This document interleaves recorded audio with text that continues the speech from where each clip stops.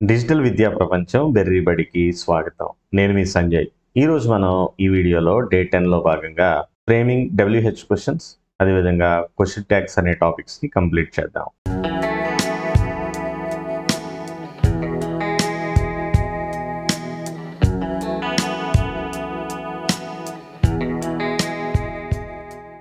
గత వీడియోలో అంటే డే 9లో భాగంగా మనం helping verbs, model auxiliaries, types of sentences complete చేసాం. అంతకు మునుపు మెయిన్ టాపిక్ అయిన టెన్సెస్ కూడా కంప్లీట్ చేసాం. కాబట్టి ఈ మునుపు 9 వీడియోస్ కనుక ఈ సిరీస్లో కనుక చూడకపోతే అవి చూసిన తర్వాత ఈ వీడియో చూడాల్సిందిగా కోరుతున్నాను.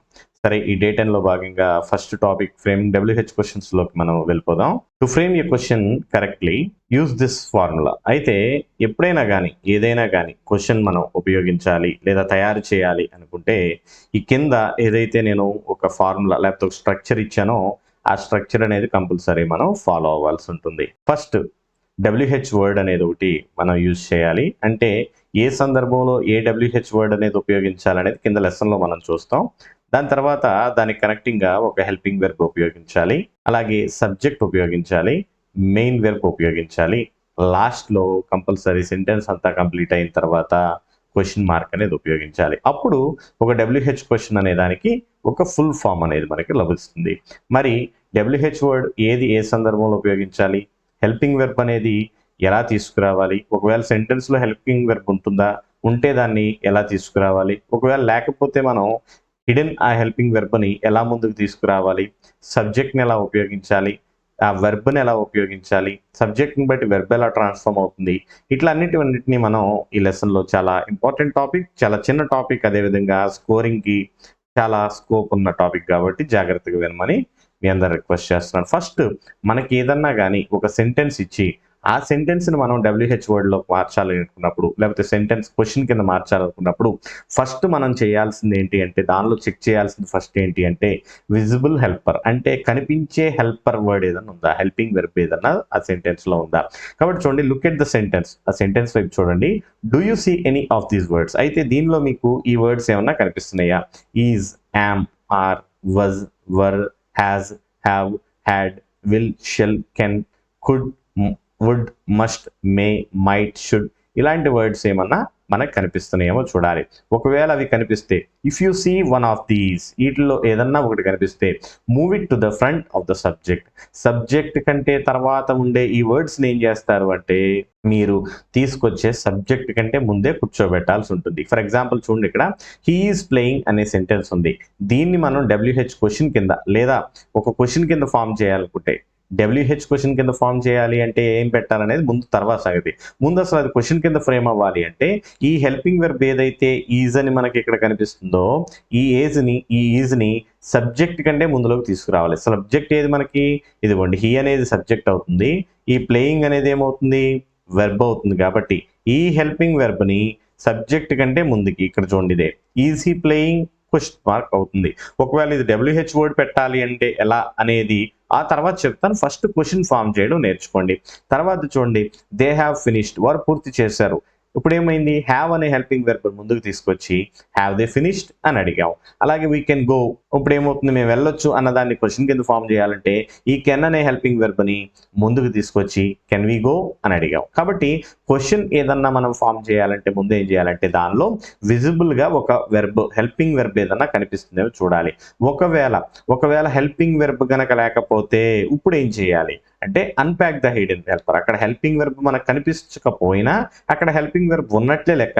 ఎలా ఉన్నట్టు, మీకు ఇది వరకు ఆల్రెడీ డూ అనే సందర్భం ఒకటి చెప్పాను కదా పూర్వం క్లాసులో. ఇప్పుడు దానికి సంబంధించి చూడండి, if there is no helper in the sentence the main verb is alone. ఒకవేళ మెయిన్ వెర్బ్ కనుక ఎలోన్, ఒంటరిగా ఉంటే you must unpack the main verb of the to find the hidden helper and move it to the front. ఫ్రంట్కి తీసుకురావడం తర్వాత సంగతి. ముందు ఏం చేయాలి అంటే హిడెన్ హెల్పర్ వర్బ్ ఎలా ఉంది, ఏముంటుంది అనేది మనం ఫామ్ చేయాల్సి ఉంటుంది. దేని బేస్ చేసుకుని, మనం అక్కడ ఉన్న సెంటెన్స్ను ఫేమ్ చేసుకుని, లేకపోతే అక్కడ ఉన్న వెర్బ్ను బేస్ చేసుకుని. చూడండి ఒకసారి, first rule, if the verb is basic. ఒకవేళ అక్కడ మనకి వెర్బ్ కనుక బేసిక్ ఫామ్లో ఉంటే, అంటే V1 ఫామ్లో కనుక ఉంటే, ఎగ్జాంపుల్ చూడండి, వాక్, ఈట్ ఇలాగ ఉంది, దాని యొక్క బేసిక్ ఫామ్లో ఉంది. కాబట్టి ఏం చేయాలి అంటే ఈ వాక్, ఈట్ని బట్టి ఈ డూని తీసుకొచ్చి ఏం చేయాలి అంటే ముందు సబ్జెక్ట్ కిందే ముందు పెట్టాలి. ఫర్ ఎగ్జాంపుల్ చూడండి, స్టేట్మెంట్ దే వాక్ అని ఉంది. దే వాక్లీ ఏం చేసాం మనం, ఇక్కడ హెల్పింగ్ వెర్బ్ ఏమీ లేదు కాబట్టి వాక్ అనేది బేస్ ఫామ్ కాబట్టి, వెర్బ్ యొక్క బేస్ ఫామ్ కాబట్టి ఏం చేసాం మనం, ఆటోమేటిక్గా డూ అనే దాన్ని తీసుకొచ్చుకున్నాం. ఆ డూని సెంటెన్స్ ముందు పెట్టి డూ దే వాక్ అని క్వశ్చన్ మార్క్ పెట్టాం. ఇప్పుడు మనకు ఇంకో వెర్బ్ ఇచ్చాను కదా, ఇక్కడ ఈట్ ఉంది కదా, కాబట్టి చూడండి దే ఈట్ అని ఉంది. ఇప్పుడు ఏం చేయాలి, ఈట్ అనేది బేసిక్ వెర్బ్ ఫామ్ కాబట్టి మనం ఆటోమేటిక్ ఏం చేస్తాం, ఇప్పుడు ఆటోమేటిక్గా చెప్పండి ఒకసారి, ఫస్ట్ డూ అని రాస్తాం, డూ దే ఈట్, అలా మనం ఫామ్ చేసుకుంటాం. కాబట్టి ఒకవేళ ఫస్ట్ రూల్ ఏంటి, వెర్బ్ గనక బేసిక్ ఫామ్లో ఉంటే సింపుల్గా దానికంటే ముందు డూ పెడతాం, దేనికంటే ముందు, సబ్జెక్ట్ కంటే ముందు. If the verb has an S, ఒకవేళ వెర్బ్ గనక ఎస్ ఫామ్తో ఉంటే, ఫర్ ఎగ్జాంపుల్ చూడండి వాక్స్, రీడ్స్ ఇలా ఉందనుకోండి, ఎప్పుడు ఎస్ ఫామ్ వస్తుంది, మనం ఆల్రెడీ నేర్చుకున్నాం సింగులర్స్కి హీ షీ ఇట్కి ఎస్ వస్తుందని నేర్చుకున్నాం. అందుకే చెప్పింది మీకు ఒక సీక్వెన్స్లో క్లాసులు వినండి.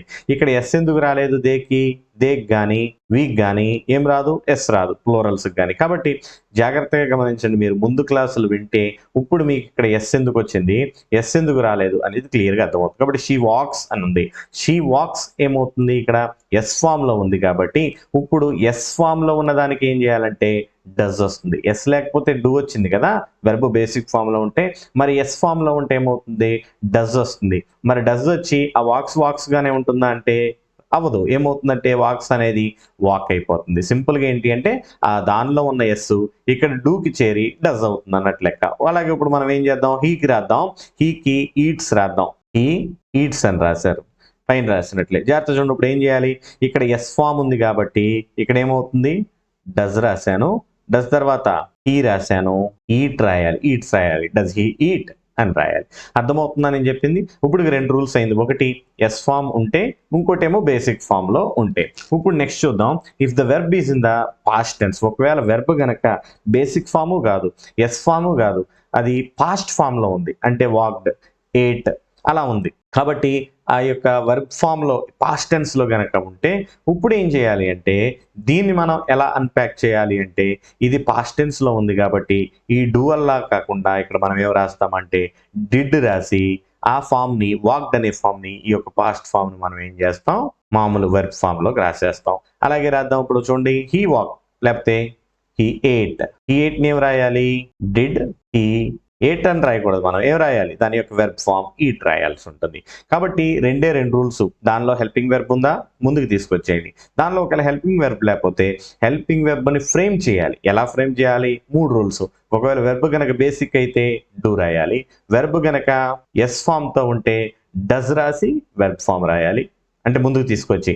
ఒకవేళ వెర్బ్ కనుక పాస్ట్ టెన్స్లో ఉంటే డిడ్ రాసి సబ్జెక్ట్ తర్వాత వెర్బ్ని మనం పాస్ట్లో కాకుండా వెర్బ్ ఫామ్లో రాయాలి. కాబట్టి ఇవి తర్వాత నెక్స్ట్ రూల్ చూసుకుందాం. ఒకవేళ ఈ రెండు చేసిన తర్వాత ఏం చేయాలి అనేది చూద్దాం. ఇప్పుడు WH వర్డ్ యాడ్ చేయాలి. ఇప్పుడు మనకి ఒకసారి నేను చెప్పిన ఏదైతే ఒక సీక్వెన్స్ ఉంటుందో, మనం చేయాల్సింది ఏదైతే ఉంటుందో అది ఒకసారి చూద్దాం.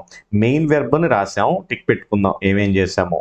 మెయిన్ వెర్బ్ని మనం ఫైండ్ అవుట్ చేసాం, బాగానే ఉంది. సబ్జెక్ట్ని కూడా ఫైండ్ అవుట్ చేసాం, బాగానే ఉంది. హెల్పింగ్ వెర్బ్ ఉంటే ముందుకు తీసుకొచ్చాం, లేకపోతే ఫామ్ చేసుకున్నాం, ఇది కూడా కంప్లీట్ అయిపోయింది. మరి కంప్లీట్ అవ్వాల్సింది ఏంటి, క్వశ్చన్ తర్వాత WH వర్డ్ పెట్టాలి. ఆ వర్డ్ని ఎప్పుడు పెట్టాలి, మనకి చాలా ఉన్నాయి, దానిలో ఏది ఎప్పుడు పెట్టాలి చూద్దాం. Once you have the helper at the front, step 1 కావచ్చు, స్టెప్ 2 కావచ్చు, దేనిలో ద్వారా కానీ మీరు WH వర్డ్ అనేది ఫామ్ చేసుకోవాలి అంటే ఈ రెండు స్టెప్స్ ద్వారా హెల్పర్ను ముందుకు తీసుకొచ్చేస్తూ ఇప్పుడు ఏం చేయాలంటే WH వర్డ్ని ముందుకు పెట్టుకోవాలి. ఏది ఎప్పుడు పెట్టాలి, రెఫరెన్స్ లిస్ట్ మీకు ఇచ్చాను, ఇప్పుడు చూడండి ఏది ఎప్పుడు అనేది. హూ అని ఎప్పుడు ఉపయోగిస్తాము అంటే use to ask about a person are people. ఎవరు అనేది తెలుగులో జాగ్రత్తగా గమనించండి, ఎవరు అనేది ఉపయోగించాలి అంటే మనం హూ ఉపయోగిస్తాం. ఎగ్జాంపుల్ చూడండి, who is your best friend, నీ యొక్క బెస్ట్ ఫ్రెండ్ ఎవరు, కాబట్టి హూ ఉపయోగించాం. వాట్ అంటే ఏమిటి అని. Use to ask about things, వస్తువుల గురించి అడిగేటప్పుడు కానీ, ఆబ్జెక్ట్స్ గురించి కానీ, యాక్షన్స్ పనుల గురించి కానీ, లేదా ఐడియాస్ గురించి కానీ క్వశ్చన్ అడిగేటప్పుడు వాట్ అని అంటే ఏంటి అని అడుగుతాం. వాట్ ఆర్ యూ స్టడీయింగ్, నువ్వు ఏమి చదువుతున్నావు, అది ఏమిటి అనే మీనింగ్. కాబట్టి అలాంటి పొజిషన్లో మనం వాట్ అనేది ఉపయోగిస్తాం. వేర్ అంటే మనందరికీ తెలుసు ఎక్కడ. Use to ask about a place or position, ఒక ప్లేస్ గురించి కానీ ఎక్కడ అనేది అడగడం కానీ, లేదా ఎవరైనా పొజిషన్ గురించి కానీ అడిగేటప్పుడు మనం వేర్ అనేది అంటే ఎక్కడ అని. వేర్ డూ యూ లివ్, మీరు ఎక్కడ నివసిస్తారు అలా అనమాట. వెన్ ఎప్పుడు. Use to ask about time, occasion or moment, అంటే ఏదైనా సమయం గురించి కానీ, లేదా సందర్భం గురించి కానీ, లేదా ఒక మొమెంట్ గురించి కానీ అడుగుతూ ఉన్నప్పుడు అప్పుడు మనం వెన్ ఎప్పుడు అంటాం. When is your exam schedule? నీ యొక్క పరీక్ష ఎప్పుడు షెడ్యూల్ అయింది, ఎప్పుడు వచ్చింది అని అడగడానికి ఎప్పుడు అనమాట. వై ఎందుకు? Used to ask about a reason, కారణం కానీ, కాజ్ కానీ, లేదా పర్పస్ కానీ, దాని యొక్క కారణాలు అడుగుతూ ఉన్నప్పుడు వై ఎందుకు అని అడుగుతున్నప్పుడు, వై ఆర్ యూ క్రయింగ్, నువ్వు ఎందుకు ఏడుస్తున్నావు అని అక్కడ రీజన్ అడుగుతున్నారు మనల్ని, అలాంటప్పుడు వై ఉపయోగిస్తాం. మాక్సిమం ఇవే మనకి WH వర్డ్స్ రిఫరెన్స్ కింద ఉపయోగించుకోవచ్చు. హౌ అంటే ఎలా. Used to ask about the way, manner or process something is done, అంటే జరిగిపోయిన ఒక పని గురించి కానీ, లేదా ఒక వ్యవహారం గురించి కానీ, లేదా ఒక పద్ధతి గురించి కానీ ఎలా అని అడగడానికి హౌ ఉపయోగిస్తాం. How do you solve this puzzle, ఈ పజిల్ నువ్వు ఎలా క్లియర్ చేసావు లేదా ఎలా సాల్వ్ చేసావు అని అడిగిస్తాం అనమాట. ఎగ్జాంపుల్ విచ్ ఏది. Used to ask about a specific choice or selection among the options, అంటే కొన్ని ఆప్షన్స్ ఉన్నప్పుడు సెలెక్టివ్గా మనం ఏ ఆప్షన్ గురించి సెలెక్ట్ చేసుకోవాలనుకున్నప్పుడు ఆ విచ్ ఏది అని అడుగుతాం. ఫర్ ఎగ్జాంపుల్ చూడండి, which book do you prefer, నువ్వు ఈ పుస్తకాల్లో లేకపోతే ఏ పుస్తకాన్ని నువ్వు ఎక్కువగా ప్రిఫర్ చేస్తావు, సూచిస్తావు లేకపోతే ఎంచుకుంటావు అని అడిగినప్పుడు అనమాట. Whose. Used to ask about possession or ownership, possession లేదా ఓనర్షిప్ గురించి, అంటే ఎవరిది అని అడిగినట్లు, లేకపోతే ఎవరికి చెందింది అన్నట్లు. హూస్ పెన్ ఈస్ దిస్, ఇది ఎవరి పెన్ను అని అడిగినట్లు లెక్క. హూమ్ చూడండి, used to ask about a person when they are the object of a verb or preposition. Formal usage లో ఇది ఉపయోగిస్తాం. అంటే ఏంటంటే మనం ఎవరన్నా పర్సన్ గురించి అడుగుతున్నప్పుడు ఎప్పుడు ఒక వెర్బ్ లేదా ప్రపోజిషన్ కి వాళ్ళు ఆబ్జెక్ట్ గా ఉన్నప్పుడు, సింపుల్ గా చెప్పాలి అంటే ఎవరి చేత లేకపోతే ఎవరికి అలా అనమాట. కాబట్టి ఎగ్జాంపుల్ చూడండి, whom did you call yesterday, నువ్వు నిన్న ఎవరికి కాల్ చేసావు. ఎవరిది అంటేనేమో హూస్, ఎవరికి అంటేనేమో హూమ్. ఇలా మనం రెఫరెన్స్ లిస్ట్ లో ఇవి ఉపయోగించుకుని ఇప్పుడు క్వశ్చన్స్ లో అవి ఎలా ఉపయోగించుకోవాలో చెబుతున్నాను చూడండి. మరి పైన మీరు WH వర్డ్ ఏది పెట్టాలో సెంటెన్స్ లో లేదు కదా అని మీకు ఆలోచన రావచ్చు. రాలేదా? తప్పనిసరిగా తప్పు, ఎందుకంటే మీకు రావాలి తప్పనిసరిగా. ఇప్పుడు చూడండి, ఇక్కడ అసలు WH వర్డ్ ఏది పెట్టాలి, ఏది లేదు ఇక్కడ మనకి. ఉందా? లేదు. ఏం పెట్టాలి మరి అట్లాంటప్పుడు అంటే అక్కడ నేను క్వశ్చన్ మీకు అర్థం కావడానికి చిన్నగా ఇన్కంప్లీట్గా ఇచ్చాను. They walk, for example they walk తర్వాత ఫుల్ స్టాప్ పెట్టకుండా జాగ్రత్త చూడండి, they walk to the store అని రాశాను, అంటే స్టోర్కి నడిచారని. ఇప్పుడు చూడండి, ఇప్పుడు ఏం చెప్పాలి, ఇది ప్లేస్ కాబట్టి మనం ఏం చేస్తామంటే వేర్ డు దే వాక్ అని రాస్తాం. ఏం రాస్తాం? Wear do they walk. వాళ్ళు ఎక్కడికి నడిచారు, ఎందుకంటే ఇక్కడ ఏముంది, స్టోర్కి నడిచారు అన్నది కాబట్టి చూడండి, షీ వాక్స్ తర్వాత ఫాస్ట్లీ రాశాను. నేను ఏం రాశాను? ఫాస్ట్లీ రాశాను. కాబట్టి ఫాస్ట్లీకి ఏంటి, ఎలా అని అడగాలి. ఎలా అంటే హౌ డస్ షీ వాక్, ఇలా రాయాల్సి ఉంటుంది. నెక్స్ట్ ఇది ఒకటి చెప్తాను చూడండి, షీ వాక్డ్ అని ఉంది కాబట్టి ఇక్కడ she walked in the morning అని రాస్తున్నాను, అంటే మార్నింగ్ నడిచింది అని. కాబట్టి ఈ మార్నింగ్ ఏమని రాస్తారు, మార్నింగ్ అనేది ఏంటి, టైం కాబట్టి వెన్ అని రాయొచ్చు. కాబట్టి వెన్ డిడ్ షీ వాక్, అలా అనమాట. మనకి అక్కడ క్వశ్చన్ యొక్క ఏదైతే మనకి సెంటెన్స్ ఇచ్చారో ఆ సెంటెన్స్ ను పూర్తిగా అర్థం చేసుకుంటే అప్పుడు WH వర్డ్ ఏదో ఉపయోగించాలని మనకి అర్థమవుతుంది. అంటే అది ప్లేస్ గురించి అడిగితే మనం ఏం చేసాం, వేర్ అన్నాం. అది ఎలా అనేది చెప్పాల్సి వస్తే ఏం చేసాం, ఫాస్ట్లీ అని ఉన్నప్పుడు హౌ అని అన్నాం. అది ఎప్పుడు అని చెప్పాల్సి వచ్చినప్పుడు వెన్ అని చెప్పాం. అలా మనకి సెంటెన్స్ లో ఉన్న మీనింగ్ ని బట్టి మనం ఆ WH వర్డ్ ఏదో పట్టరావాలి. ఒక్కసారి మీకు అర్థం కావడానికి క్లియర్ గా చెప్తున్నాను చూడండి. మనం ఫస్ట్ చేయాల్సింది ఏంటి అంటే, ఏదన్నా మనకి క్వశ్చన్ ఇచ్చినప్పుడు లేదా సెంటెన్స్ ఇచ్చినప్పుడు సబ్జెక్ట్ ఏది, వెర్బ్ ఏది, హెల్పింగ్ వెర్బ్ ఏదో ఫ్రేమ్ చేయాలి. ఫ్రేమ్ చేసిన తర్వాత హెల్పింగ్ వెర్బ్ కనుక ఉంటే ఆ హెల్పింగ్ వెర్బ్ ని సబ్జెక్ట్ కంటే ముందుకు తీసుకురావాలి. ముందుకు ఒకవేళ హెల్పింగ్ వెర్బ్ లేకపోతే అక్కడ దాగి ఉన్న హెల్పింగ్ వెర్బ్ ని మనం ముందుకు తీసుకురావాలి. ఒకవేళ వెర్బ్ కనుక బేస్ ఫామ్ లో ఉంటే డూ అని రాస్తాం. వెర్బ్ గనక ఎస్ ఫామ్ లో ఉంటే డస్ అని రాస్తాం, అది వెర్బ్ ఫామ్ లోనే రాస్తాం. ఒకవేళ వెర్బ్ గనక పాస్ట్ ఫామ్ లో ఉంటే డిడ్ అని రాస్తాం. ఇలా రాసిన తర్వాత ఇప్పుడు helping verb, subject, main verb మూడు ఫామ్ అయిపోయిన తర్వాత WH వర్డ్ ని అక్కడ ఉన్న సందర్భాన్ని బట్టి మనం ఉపయోగిస్తాం రెఫరెన్స్ లిస్ట్ లో. అర్థమైంది కదా మీ అందరికీ? ఇప్పుడు మనం నెక్స్ట్ టాపిక్ వెళ్దాం. నెక్స్ట్ టాపిక్ మనం నేర్చుకోబోయేది క్వశ్చన్ ట్యాగ్స్. క్వశ్చన్ ట్యాగ్స్ ని ఎందుకని టాపిక్ తర్వాత చెప్పానంటే, అసలు క్వశ్చన్ ఎలా ఫ్రేమ్ చేస్తామో మనం తెలుసుకుంటేనే క్వశ్చన్ ట్యాగ్స్ అనేవి మనం ఫ్రేమ్ చేయగలం లేదా రాయగలం. క్వశ్చన్ ఏదో తెలియకుండా, హెల్పింగ్ వెర్బ్ ఏదో ఎలా ముందు తీసుకురావాలో తెలియకుండా, ఒకవేళ కనిపించిన హెల్పింగ్ వెర్బ్ ఏదో ముందుకు తీసుకురాకుండా తెలియకుండా మీరు క్వశ్చన్ ట్యాగ్స్ ఎలా ఫ్రేమ్ చేస్తారు? అందుకని ఈ టాపిక్స్ ని ఒకదాని తర్వాత ఇలా నేను ఫ్రేమ్ చేయడం, అరేంజ్ చేయడం జరిగింది. కాబట్టి ఒక టాపిక్ విన్న తర్వాతే నెక్స్ట్ టాపిక్ వెళ్ళడానికి ట్రై చేయండి. అలాగే చూడండి, ఇప్పుడు a question tag is a short question added to the end of a statement to confirm the information. అంటే క్వశ్చన్ ట్యాగ్ అంటే ఏంటి అంటే, ఒక స్టేట్మెంట్ ఉంటే ఆ స్టేట్మెంట్కి ఎండింగ్లో యాడ్ చేసే ఒక షార్ట్ క్వశ్చన్. ఎందుకని యాడ్ చేస్తామంటే, ఆ ఇన్ఫర్మేషన్ ఏదైతే స్టేట్మెంట్ ఇస్తుందో ఆ ఇన్ఫర్మేషన్ని కన్ఫర్మ్ చేసుకోవడానికి, అంటే అది అవునా కాదా అని అడగడానికి. సింపుల్గా చూడండి, ఆయన వస్తున్నాడు అనేది ఉంది. వస్తున్నాడా రావట్లేదా అంటాం కదా మనం తెలుగులో.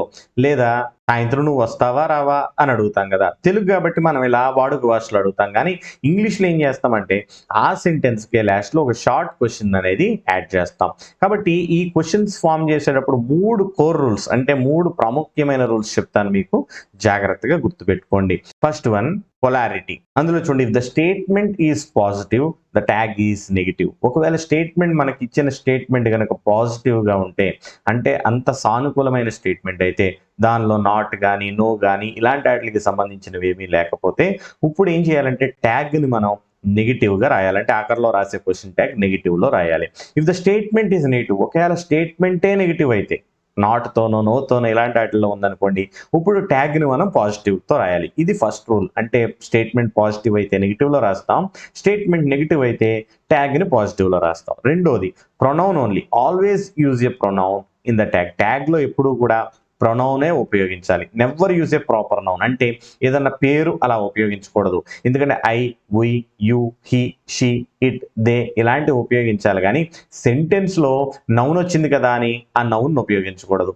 నౌన్కి ఏదైతే అక్కడ ప్రొనౌన్ కింద ఉపయోగించగలమో ఆ ప్రొనౌన్ని మనం ఏం చేయాలి, ఉపయోగించడానికి ప్రయత్నించాలి. మూడోది చూసుకున్నట్లయితే మెయిన్ రూల్ ఏంటంటే tense matching. Use the helping verb found in the statement. If there is no helping verb, use do, does, did based on the main verb. నేను ఇంతకుముందు మీకు నేర్పించిన టాపిక్నే ఇప్పుడు మరలా మీకు రిమైండ్ చేస్తున్నాను. ఏంటి అంటే టెన్స్ అనేది మ్యాచ్ అవ్వాలి. ఎలా?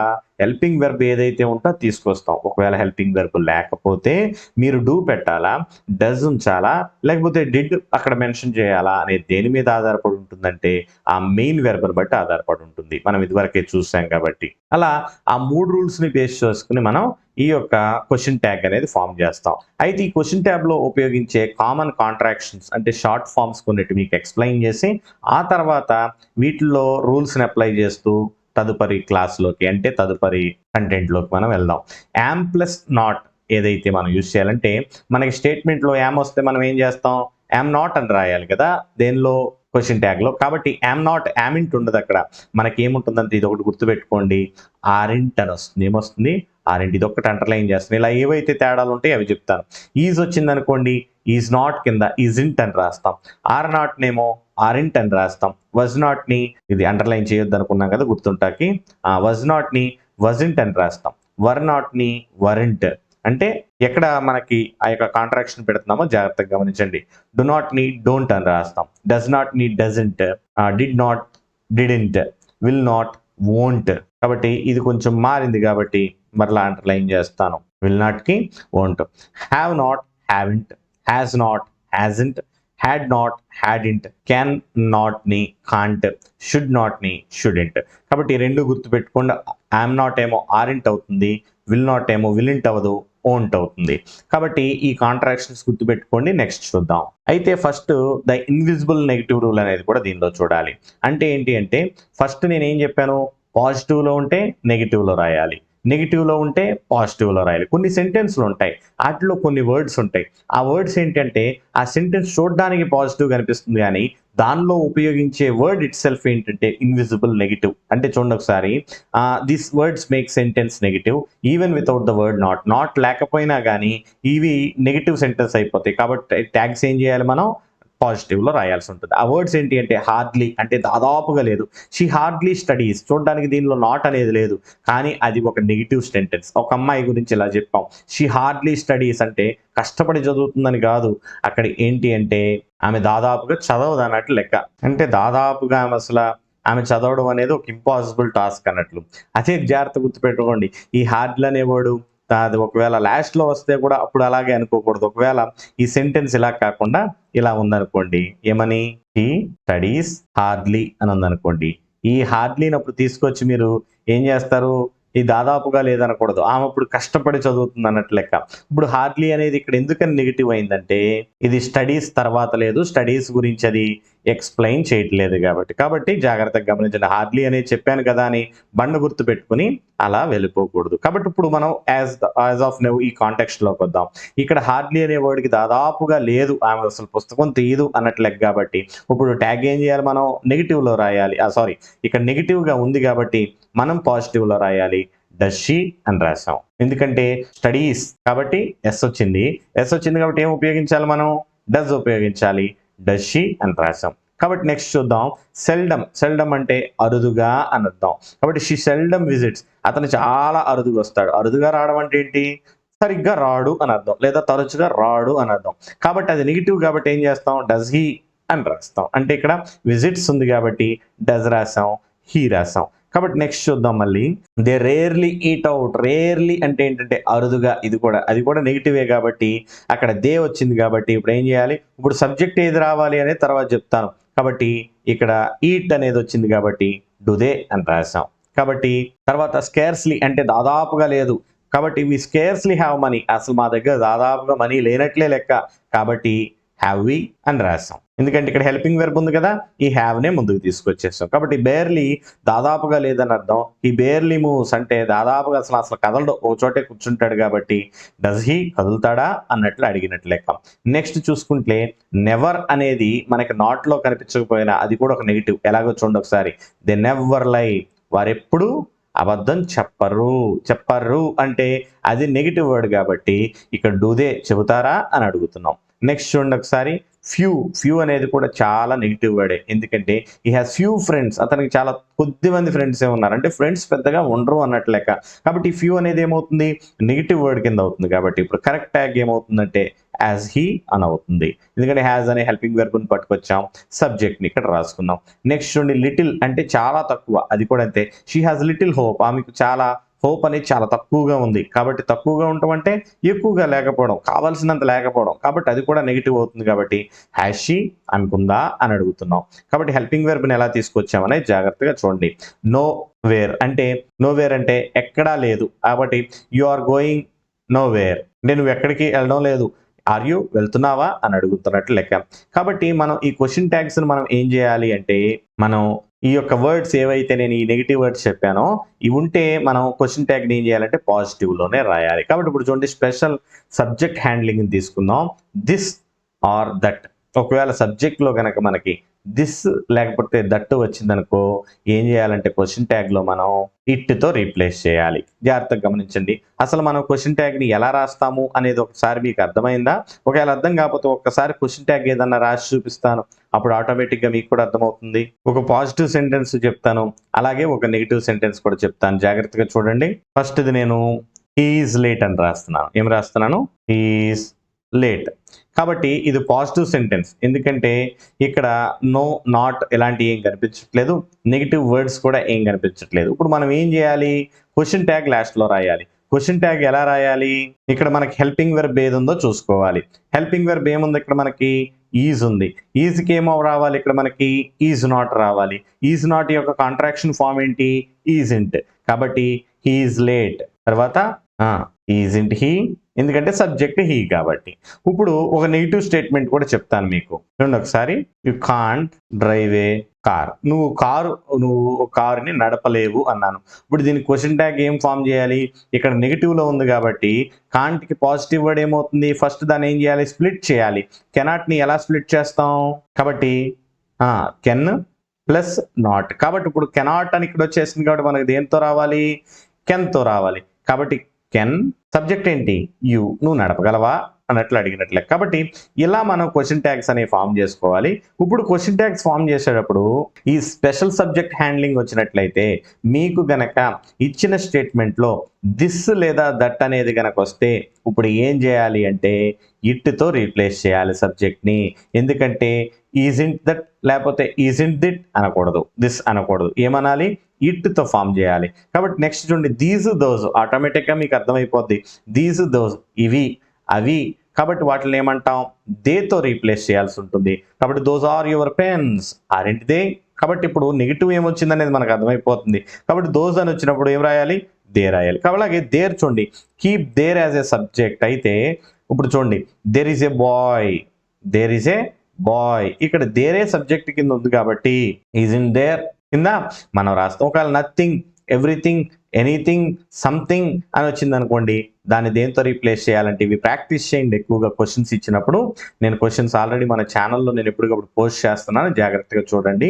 మనం వీటికి సంబంధించి క్వశ్చన్ ట్యాగ్స్, టెన్సెస్ వీటికి సంబంధించి స్పెషల్గా మనం క్వశ్చన్స్ని సాల్వ్ చేసే సెషన్ వీడియోస్ కూడా కొన్ని మనం పెట్టుకుందాం, లైవ్ సెషన్స్, రికార్డెడ్ సెషన్స్ కాకుండా. కాబట్టి ఇప్పుడు ఇట్తో రీప్లేస్ చేయాల్సి ఉంటుంది. ఎగ్జాంపుల్ చూడండి, ఎవ్రీథింగ్ ఈజ్ రెడీ, అంతా సిద్ధంగా ఉంది, ఇజంట్ ఇట్, సిద్ధంగా లేదా అని అక్కడ ఎవ్రీథింగ్ అని తీసుకురాం, దాని ప్లేస్లో ఏం చేస్తాం, ఇట్ అని రాస్తాం. ఎవ్రీబడి, అలాగే every one, somebody, some one, వీటిని ఏం చేస్తామంటే దేతో రీప్లేస్ చేస్తాం. అలా గుర్తుపెట్టుకోండి. దిస్ దట్కి ఏమి ఉపయోగించాలి, ఇట్ అని, దోస్కి దీస్కి దేని, అలాగే దేర్ని దేర్ కింద ఉపయోగించి నథింగ్, ఎవ్రీథింగ్, ఎనీథింగ్, సంథింగ్ ఏమో ఇట్ ఉపయోగిస్తాం. అలాగే ఎవ్రీథింగ్, ఎవ్రీబడి, సంబడి, సమ్ వన్కి ఏమో దే ఉపయోగిస్తాం మళ్ళీ. కాబట్టి next special verb and imperative cases చూసుకుంటే ద ఐఆమ్ కేస్, దానిలో చూడండి we cannot say am not, ఇందాక మీకు చెప్పిందే మరలా ఇక్కడ రిపీట్ అయింది, జాగ్రత్త చూడండి. యామ్ నాట్ అని చెప్పడానికి లేదు, ఎందుకంటే అది గ్రామటికల్ ఇన్కరెక్ట్. కాబట్టి ఐఆమ్ అనేది ఒక పాజిటివ్ స్టేట్మెంట్లో ఉంటే ఇప్పుడు ఏం చేయాలంటే నెగిటివ్లో మనం ఆరింట్ అని రాయాల్సి ఉంటుంది. ఐఆమ్ రైట్, ఆరింట్ ఐ, ఇందాక నేను చెప్పాను యామ్ ప్లస్ నాట్ ఏమవుతుంది అన్నాను, యామ్ నాట్ అవ్వదు, ఏమవుతుంది, ఆరింట్ అవుతుంది. కాబట్టి అలా ఫామ్ చేయాల్సి ఉంటుంది. The used to case, used to indicates a past habit. Used to అనేది ఏంటంటే పాస్ట్ హ్యాబిట్, గతంలో అలవాటుని గురించి వివరించారు. కాబట్టి because it is in the past tense you must treat it as a past tense verb and use helper did. అయితే used to అనేది వచ్చింది అంటే అక్కడ మనకి ఫర్ ఎగ్జాంపుల్ చూడండి, ఇక్కడ మనం సాధారణంగా యూజ్డ్ టు స్మోక్లో స్మోక్ మనకి ఏం కనిపిస్తుంది, మామూలు సాధారణమైన వెర్బ్ ఫామ్లో కనపడుతుంది కాబట్టి మనం డూ ఉపయోగించేద్దాం అనుకుంటాం, కానీ డూ తప్పు. ఎందుకంటే యూజ్డ్ టు అనేది పాస్ట్లో జరిగే దాని గురించి, ఇది వరకు అతను తాగుతూ ఉండేవాడు అని చెప్తుంది ఇది వరకు, కాబట్టి అప్పుడు ఏం చేయాలి, ఇది పాస్ట్ టెన్స్లోకి వెళ్ళిపోతుంది. యూజ్డ్ టు స్మోక్ అనేది స్మోక్ అని లేకపోయినా, కాబట్టి ఇప్పుడు ఏం చేయాలంటే డూ ఉపయోగించకుండా డిడ్ ఉపయోగించాల్సి ఉంటుంది. అంటే హెల్పింగ్ వెర్బ్ ఏమవుతుంది, డిడ్ అవుతుంది. కాబట్టి దాని యొక్క నెగిటివ్ ఏమవుతుంది, డిడింట్ అవుతుంది. అర్థమవుతుందని నేను చెప్పేది, మళ్ళీ క్లియర్గా చెప్తున్నాను, జాగ్రత్తగా గమనించండి. మీకు చాలా మందికి ఈ క్వశ్చన్ ఒకటి అర్థం చేసుకుంటే మీకు అర్థమైపోద్ది. ఇప్పుడు ఈ క్వశ్చన్ నేను స్ప్లిట్ చేస్తున్నాను చూడండి, జాగ్రత్తగా కొంచెం జూమ్ చేస్తే మీకు కూడా అర్థమవుద్దని చేస్తున్నా, జాగ్రత్తగా చూడండి. ఇప్పుడు హీ యూజ్డ్ టు స్మోక్, మనం ఫస్ట్ ఏం చేస్తాం, సెంటెన్స్లో మనం వెర్బ్ ఫామ్ ఎలా ఉందో చూస్తాం. ఇప్పుడు ఈ వెర్బ్ ఫామ్ స్మోక్లో ఉంది కాబట్టి మనకి ఇక్కడ హెల్పింగ్ వెర్బ్ ఏం అవ్వాలి చెబుతున్నాను, ఫర్ ఎగ్జాంపుల్ డూ అవ్వాలి. కాబట్టి ఇప్పుడు మనకు క్వశ్చన్ ట్యాగ్ ఏమవుతుంది, డూ, డూ ప్లస్ నాట్ ఏమవుతుంది, డోంట్. అలాగే ఇక్కడ వెర్బ్ ఏముంది, అదే సారీ సబ్జెక్ట్ ఏముంది, హీ ఉంది కాబట్టి డోంట్ హీ అని రాస్తాం. కాబట్టి అది తప్పు అవుతుంది, ఎందుకంటే ఇక్కడ స్మోక్ ముందు యూజ్డ్ టు అనే పాస్ట్ యాక్షన్ చెబుతున్నాం కాబట్టి అది పాస్ట్ యాక్షన్, కాబట్టి ఇది డూ అవ్వకుండా ఏమవుతుందంటే చెప్పాలి, డిడ్ అవుతుంది. ఇది డిడ్ అయింది అంటే దాని యొక్క నెగిటివ్ కాంట్రాక్షన్ ఏమవుతుంది, డిడింట్ అవుతుంది. కాబట్టి డిడింట్ హీ అని రాయాల్సి ఉంటుంది. ఇప్పుడు స్పష్టంగా అర్థమైంది అనుకుంటున్నాను మీకు. నెక్స్ట్ చూద్దాం the need case. The need case అంటే ఏంటో చూడండి, these are tricky because they cannot be used as modal verb, helper లేదా మెయిన్ వెర్బ్ కింద ఉపయోగించాం. If used as a helper verb అంటే చూడండి ఒకసారి, హీ నీడ్ నాట్ గో. అయితే ఇక్కడ జాగ్రత్తగా గమనించండి, ఈ మనం ఏం చేస్తాం, సాధారణంగా హెల్పర్ వెర్బ్ ఏదైతే ఉంటుందో ఆ హెల్ప్ వెర్బ్ని తీసుకొచ్చేస్తూ ఉంటాం. కాబట్టి ఇక్కడ గో అనేది కనిపిస్తుంది, ఇక్కడ నాట్ ఉంది కాబట్టి మనం ఈ గోను బేస్ చేసుకుని కనుక మనం హెల్పర్ వెర్బ్ని రాసుకుంటే అప్పుడు మనం తప్పు చేసిన వాళ్ళం అవుతాం. అక్కడ ఏం చేయాలంటే ఈ యొక్క నీడ్ అనేది వచ్చింది కాబట్టి, మరలా చెప్తున్నాను చూడండి, ఇక్కడ నీడ్ అనేది వచ్చింది కాబట్టి, అంటే నీడ్ నాట్ అనేది వచ్చింది కాబట్టి ఇది మనం హెల్పింగ్ వెర్బ్ కింద తీసుకుని దీన్ని మనం తీసుకొచ్చేసి నీడ్ హీ అని రాస్తాం. అంటే ఈ గోకి ముందు ఏమీ మనకి కనపడలేదు కాబట్టి, ఈజ్, యామ్, నాట్ ఇలాంటి ఏం కనపడలేదు కాబట్టి, కెన్, కుడ్ ఇవన్నీ కనిపించలేదు కాబట్టి ఆటోమేటిక్గా ఇక్కడ ఏమీ లేదనుకుని గో అనేది ఆ యొక్క బేస్ ఫామ్లో ఉంది కాబట్టి ఏం చేయాలి, మనం ఆ డూ తీసుకుంటాం. డూని ఏం చేస్తాం, డోంట్ చేస్తాం. డోంట్ని తీసుకొచ్చి కింద రాస్తాం అనుకోవద్దు, ఎందుకంటే అది తప్పు. ఇక్కడ నీడ్ నాట్ అనేది ఏమవుతుందంటే హెల్పింగ్ వెర్బ్ కింద మనకి ఇక్కడ కనపడుతుంది. దీన్ని మనం తీసుకొచ్చి నీడ్ హీ అని రాసేస్తాం. ఒకవేళ మెయిన్ వెర్బ్ కింద ఉపయోగిస్తే అక్కడ చూడండి హీ నీడ్స్ హెల్ప్ అని ఉంది. ఇక్కడ ఏంటిది ఏమీ కనపడలేదు కాబట్టి హెల్ప్ ముందు మనం తీసుకొచ్చేస్తాం. కానీ ఇక్కడ నీడ్స్ అనేది ఉంది కాబట్టి నీడ్స్ అనేది మెయిన్ వెర్బ్ కింద ఉపయోగించింది కాబట్టి ఏం చేస్తామంటే దాన్ని వాక్స్ లాగానో లేదా రీడ్స్ లాగానో మనం ఎస్ ఫామ్లో ఉందని భావించి ఏం చేస్తామంటే డజన్ పట్టుకొస్తాం. ఒకవేళ అది హెల్పర్ వెర్బ్ కింద లేకుండా జాగ్రత్తగా గమనించిన మెయిన్ వెర్బ్ కింద ఉంటే అప్పుడు మనం హెల్పింగ్ వెర్బ్ అని తీసుకొస్తాం. ఒకవేళ మెయిన్ వెర్బ్ కింద కాకుండా అదే మోడల్ వెర్బ్ కింద ఉంటే మనం ఆల్రెడీ నేర్చుకున్నాం కదా ముందు క్లాసుల్లో మోడల్ ఆక్సిలరీస్. అలా గనక మోడల్ వెర్బ్ కింద ఈ నీడ్ అనేది గనక ఉంటే మనం ఏం చేస్తామంటే దాన్ని మనం హెల్పింగ్ వెర్బ్ కింద ఉంటాం. ఒకవేళ అదే నీడ్ గనక మనకి ఎలా ఉంది వెర్బ్ కింద ఉంటే అప్పుడు హెల్పింగ్ వెర్బ్ ఫ్రేమ్ చేసుకుంటాం. ఇక్కడ అసలే ఇదే హెల్ప్ కింద ఉంది, ఏది హీ నీడ్స్, అదే అవసరం కాబట్టి ఇదే ఏమవుతుంది మనకి ఇక్కడ వెర్బ్ అవుతుంది కాబట్టి ఇది ఎస్ ఫామ్లో ఉంది కాబట్టి ఆటోమేటిక్గా ఏం చేస్తాం డజ్ అనేది తీసుకొస్తాం. డజ్కి నెగిటివ్ ఏమవుతుంది డజంట్ అవుతుంది. ఏమవుతుంది డజంట్ అవుతుంది. డజంట్ హీ అని రాస్తాం. చాలా జాగ్రత్తగా గుర్తుపెట్టుకోండి. One of the most important topics. Question tag మీద క్వశ్చన్ అడగకుండా క్వశ్చన్ ట్యాగ్ మీద అట్లీస్ట్ 1 or 2 క్వశ్చన్స్ అడగకుండా మనకి ఏ కాంపిటేటివ్ ఎగ్జామ్ కూడా జరగదు. కాబట్టి చాలా జాగ్రత్తగా ఉండండి. ఎక్కువ రూల్స్ ఉంటాయి కానీ వన్స్ అలవాటు అయిపోతే నెంబర్ ఆఫ్ టైం ప్రాక్టీస్ చేస్తూ ఉంటే చాలా ఈజీగా ఉంటుంది. కాబట్టి నెక్స్ట్ కేసు చూడండి. ద ఇంపరేటివ్ కమాండ్ కేసు ఏంటో చూద్దాం. Imperative sentences give a command, request or advice. There is no visible subject in the statement. అయితే అక్కడ మనకి సబ్జెక్ట్ అనేది విజిబుల్గా కనిపించదు. దేనిలో కమాండ్స్లో. అంటే ఇంపరేటివ్ కేసులు ఏవైతే మీకు టైప్స్ ఆఫ్ సెంటెన్సెస్ చెప్పాను అది చూస్తే మీకు ఇంపరేటివ్ కేసు ఏంటి అనేది అర్థమవుతుంది. కాబట్టి కమాండ్లో రిక్వెస్ట్లో అడ్వైజ్లో ఏముండదు సబ్జెక్ట్ అనేది కనపడదు. కాబట్టి ఏమవుతుందంటే but the hidden subject is always you. అక్కడ కనిపించని సబ్జెక్ట్ ఏంటంటే యూ. ఎందుకని కమాండ్ అయినా రిక్వెస్ట్ అయినా అడ్వైజ్ అయినా ఎవరికి చెబుతున్నట్టు యూ ఎదురుగా ఉన్న వాళ్ళతో చెబుతున్నట్టు. కాబట్టి అఫర్మేటివ్ కమాండ్ ఏదైతే ఉంటుందో అందులో ఏం చేయాలంటే when you tell some one to do something the tag can be will you, want you. ఒకవేళ మీరు ఎవరికన్నా ఏదన్నా పని చేయమని ఏదన్నా చెబుతుంటే ఎవరికైనా పని చేయమని చెప్తుంటే అప్పుడు ట్యాగ్ విల్ యూ కానీ వాంట్ యూ కానీ వస్తుంది. కాబట్టి చూడండి ఒకసారి ఓపెన్ ద డోర్ ఎవరితో చెప్పారు మనం చెప్పాం. ఎవరితో చెప్పాం ఎదుటి వారితో చెప్పాం. ఏమని చెప్పాం ఒక పని చేయమని చెప్పాం. కాబట్టి అక్కడ ఏమవ్వాలి విల్ యూ కానీ వాంట్ యూ కానీ ఉపయోగించాలి. ఏదైనా పర్లేదు. నెగిటివ్ కమాండ్ అయితే ఒకవేళ when you give a negative command using don't or you can only use will you. అయితే జాగ్రత్త చూడండి. ఒకవేళ నెగిటివ్ కమాండ్ అయితే డోంట్ మీద కనుక చెప్పిన నెగిటివ్ కమాండ్ అయితే ఏదన్నా పని చేయొద్దు అని చెప్పడానికి సెంటెన్స్ అయితే మనం ఏం చేయాలంటే విల్ యూ అనేదే ఉపయోగించాలి. ఫర్ ఎగ్జాంపుల్ చూడండి ఓపెన్ ద డోర్.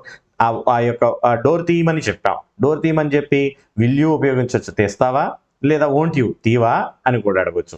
ఒకవేళ నెగిటివ్ కమాండ్ అయితే ఆ డోర్ తీయొద్దు అని చెప్పినప్పుడు మళ్ళీ తీవా అనకూడదు, తెస్తావా ఏంటి అని అడుగుతాం. కాబట్టి ఇలా అడిగినప్పుడు నెగిటివ్ కమాండ్ అయితే విల్ యూ అనేది ఒకటే ఉపయోగిస్తాం.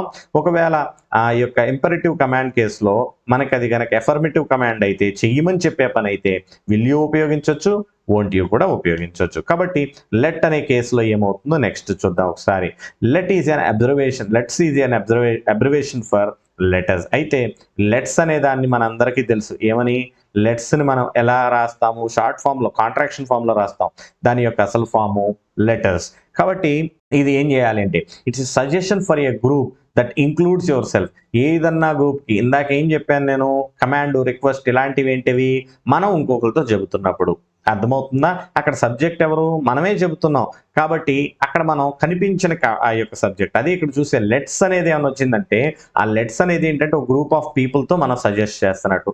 ఆ గ్రూప్ ఆఫ్ పీపుల్ మాత్రమే లేరు, ఆ పీపుల్లో మనం కూడా ఉన్నాం. లెటర్స్ అంటే మనం కూడా వారితో కలిసి ఏదో చేద్దాం అన్నట్టు లెక్క.